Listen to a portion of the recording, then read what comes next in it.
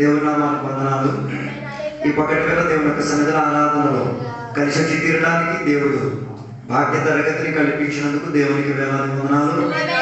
ఈ పగటి వేళ ఆత్మతో సత్యముతో దేవునికి ఆరాధన చేసి తీరడానికి దేవుడు కొందరికి కృపావాత్సల్యం ఇచ్చినందుకు దేవునికి స్తోత్రం.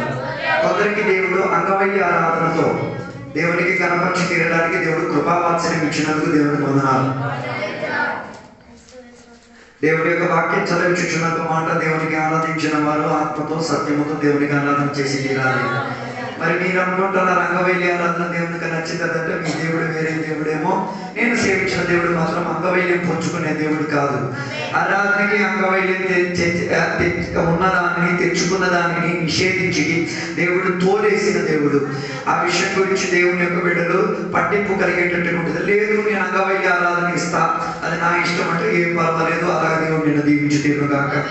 ఈ పగటి వేళ దేవుని యొక్క సన్నిధిలో దేవుడు మనందరినీ కూడా మరలా జత కలిపి తీసుకొచ్చిన విధానం బట్టి దేవునికి స్తోత్రం.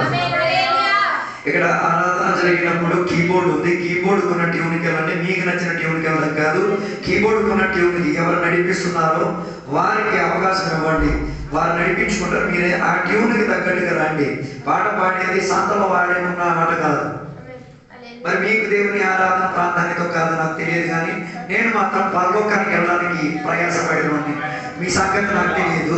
నేను పరలోకానికి వెళ్ళాలి, నా ఆరాధన పరలోకానికి చేరి తీరాలి, నేను దేవుని యొక్క సన్నిధికి వెళ్ళి తీరాలి, నేను దేవుని యొక్క సహవాసం చెంది తీరాలి అన్న ఆతృత ఉన్నవాడిని.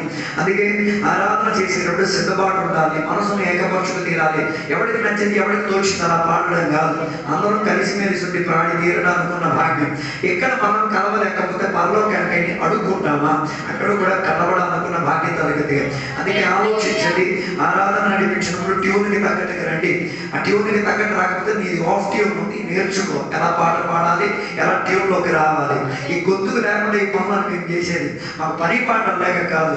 మేము 3 రోజులు 8 మీటింగ్లు వెళ్ళి వాక్య పరిచయం చేసి నిద్ర లేకుండా వచ్చి ఈ పని చేస్తున్నాం.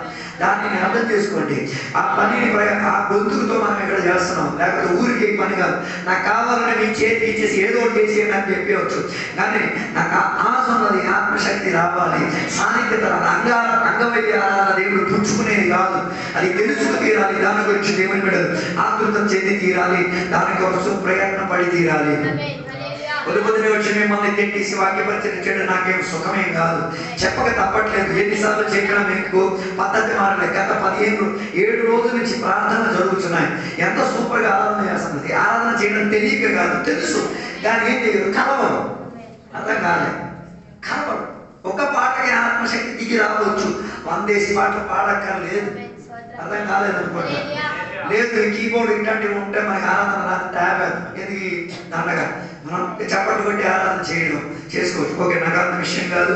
ఆ విషయాన్ని మీరు పరామర్శించి తీరాలని కోరుచున్నాను. ఈరోజు మనం చదివిన ఒక వాక్య భాగం ద్వితీయోపదేశకాండం 22వ అధ్యాయం. నైతికంగా దేవుని యొక్క ప్రజలు, దేవుని యొక్క బిడ్డలు లేకపోతే ఇశ్రాయేలు ప్రజలు చేసుకుని తీరాల్సి ఉన్న కొన్ని ప్రత్యేక నిబంధనల గురించి ద్వితీయోపదేశకాండం 22వ అధ్యాయంలో మనం చూసినప్పుడు చూడతీరొచ్చు. దాని మొదటి వాక్యము నుంచి కిందకు మనం చదివి తీరగలిగితే, ఒక వ్యక్తికి కలిగి ఉన్న ఆస్తికి, సంపాదనకి లేకపోతే పశువులకు దేవుడు ఏం చేసుకునే దేవుడు, సంరక్షించే దేవుడు అన్నదాన్ని మనం సూచించి తీరుతున్నాం. అందుకే మొదటి వచనంలో మనం చదవగలిగినప్పుడు ఒక మనిషి, ఒక పశువు కానీ, ఒక పశువు ఒక గొర్రె కానీ తప్పిపోయి దొరికి తీరితే దానిని ఏం చేసి తీరాలి, సంరక్షించి తీరాలి. అర్థం కాలేదు. ఇప్పుడు కూడా చాలా మందికి అర్థం కావట్లేదు. ఒక దేవుని బిడ్డ యొక్క గొర్రె కానీ పశువు కానీ తప్పిపోతే నీకు దొరికితే నువ్వు దానిని ఏం చేయాలి, సంరక్షించుకొని ఉంచి తీరాలి. అవతల ఉన్న వ్యక్తి ఎదిగి దొరికిన తర్వాత నువ్వేం చేయాలి, దాన్ని సంరక్షించు తీరాలి. దాని అన్న దేవుడు అలా నేర్పించడానికి ఉన్న కారణం బాధ్యత అంటే ఏంటో దేవుడు నేర్పించే దేవుడు. ఎవరి బాధ్యత? పొరుగు వారి పట్ల బాధ్యత నీకు ఎలా ఉంది తీరాలి. అందుకే వీధిలో కొలా ఇలా పోతున్నా మనకెందుకులే అంటే దాని అర్థం నీకు ఆ వీధి పట్ల ఏం లేదు, బాధ్యత లేదు. అందుకే ద్వితీయోపదేశకాండం 22వ అధ్యాయం ఆ నీళ్ళు అలా పోతున్నప్పుడు నీకు నీళ్ళు లేని ఒక స్థితిగతి వచ్చినప్పుడు బాధ్యత అంటే ఏంటో నీకు అర్థమవుతుంది. ఒక దైవజనుడు నైజీరియా నుంచి ఇండియాకు వచ్చాడు. ఇండియాకు వచ్చినప్పుడు ఇండియాలో నీళ్ళు ప్రవహించిందని చూసినప్పుడు బండిలో ప్రయాణం చేసిన దేవుని సేవకుడు బండిని కొలై ఆపాడు. అప్పుడు ఆ పండుగ తోలిన కుర్రోడు ఏంటి సార్ అలా దిగి సాగారు, ఎన్నికలా చేశారు? లేదురా, మా ఊర్లో నీళ్లు తెచ్చుకురావాలంటే సుమారు 50 కిలోమీటర్ ప్రయాణం చేసుకుని నీళ్లు తెచ్చుకురావాలి. మేము స్నానాలే 6 గంటలకు ఒకసారి చేస్తాం, నీళ్లు లేదు కాబట్టి. దాన్ని అర్థం పొరుగు వారి సొమ్ము పట్ల, పొరుగు వారి వస్తువుల పట్ల మనకేముండి తీరాలి, జాగ్రత్త ఉండి తీరాలి. దాని గురించి బాధ్యత కలిగిన వారే ఉండేది. దాని అర్థం దేవుడి యొక్క ప్రజల విషయం గురించి కాదు, వారి పొల విషయం గురించి, వారి సామగ్రహిక విషయం గురించి దేవుడు ఏం చేసే దేవుడు వాటి గురించి బాధ్యత కలిగిన దేవుడు. ఆ విషయంలో కూడా దేవుడు కృప చూపించుతాడు దేవుడు. అందుకే యేసయ్య నేర్పించిన ఒక విధానం మత్తయి సువార్త పుస్తకం 22వ అధ్యాయం 39వ వచనంలో చెప్పుచున్న మాట, నీ పొరుగు వారిని నిన్ను పోలే నీవేం చేసి తీరాలి, ప్రేమించు తీరాలి. అక్కడ ప్రేమించు తీరాలని చెప్పిన పదముకు అగాపే అన్న రీతిగా బైబిల్ వ్యాఖ్యానించు తీరుతున్నది. దాని అర్థం నీ పొరుగువాడు హిందూ మతస్థుడు కావచ్చు, నీ పొరుగువాడు అన్య మతానికి చెందినవాడు కావచ్చు, నీ పొరుగువాడు దేవునికి నమ్మలేని వాడు కావచ్చు, కానీ ఆయనకి నువ్వు దేవునికి నమ్మిన వాడైతే అగాపే ఇచ్చి తీరాలి. అగాపే అన్న పదానికి అర్థం స్వార్థం లేనిది, ఏమి ఆశించలేనిది, ఏమి లాభం పుచ్చుకోవడానికి మనసు లేని ఒక ప్రేమ. అర్థం కాలేదు, మన ప్రేమలని అట్లాంటిది వ్యాపారం లాగా, ఇటు ఇస్తే అటు ఇస్తా, అది దేవుని ప్రేమ కాదు. దేవుడు మనల్ని ఎలా ప్రేమించాడు? మనం శత్రువులుగా ఉన్నప్పుడు, మనం అన్యులుగా ఉన్నప్పుడు, దేవుని కన్నా దూరంగా ఉన్నప్పుడు దేవుడు మనల్ని ఏం చేశాడు? ప్రాణం ఇచ్చి ప్రేమించుకున్నాడు. అందుకే ఎప్పుడు కూడా చాలా మందికి దేవుని ప్రేమ గురించి తెలియట్లేదు. ఊరికనే చెప్పాను దేవుని ప్రేమ, దేవుని ప్రేమలో ఏమి ఉండకూడదు, స్వార్థం ఉండకూడదు. దేవుని యొక్క ప్రేమలో ఏ లాభం అర్థం కాలేదు. అలాగైతే పొరుగు వారిని నిన్ను నీవు ఎలా ప్రేమించి తీరుతున్నావు, నీ పొరుగు వారిని కూడా ఏం చేయాలి? అదే రీతిగా కొన్ని ప్రేమించుకు తీరాలి. నీ పశువులకు ఎలా మేతెట్టి తీరుతున్నావు, అవతల పశువు కూడా మేతెట్టి తీరాలి. నువ్వు ప్రార్థనకి వెళ్ళావు, బాగానే ఉంది, నీ పక్కింటి విశ్వాసం ప్రార్థనకి రాలే, అలాంటప్పుడు పక్కింటి నా విశ్వాసం ఏం చేయాలి?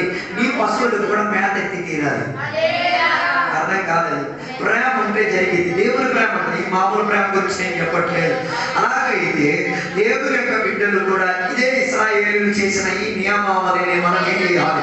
పాటించేటటువంటి తీరాలి. గొప్పగా అన్ని భాషలు చెప్పడం కాదు, అన్ని భాష చెప్పిన వాడు దేవునికి గణపరిచినాడు. వెరీ గుడ్ కాదు నేను అనట్లేదు. అన్ని భాషలు చెప్పేసి అగాపేని చూపించలేకపోతే నువ్వు చెప్పిన అన్ని భాష డబ్బా లోపల మాలేసినట్టే. అర్థం కాలేదు. అందుకే నేను తొందర అన్ని భాషను నేను నామం, కాబట్టి ప్రేమ లేదంటే చూస్తూనే ఏముండదు. అన్ని భాష చెప్పడం మాత్రం కాదు, అన్ని భాష పెట్టకుండా ఏముండాలి? ఫలం కూడా వచ్చింది. అందుకే పరిశుద్ధాత్మకు 2 రీతి కలిగిన స్వభావం తరగదు. ఒకటి ఆత్మిక ఫలం ఉంది, ఆత్మిక ఫలము ఉండాలి, ఆత్మిక వరము ఉండాలి. కొందరికి వరాలు మాత్రం చాలు, చేతుల మీద చెయ్యి అందరూ ప్రవచనాలు చెప్పేందుకు ప్రేమ ఉంది. అర్థం కాలేదు.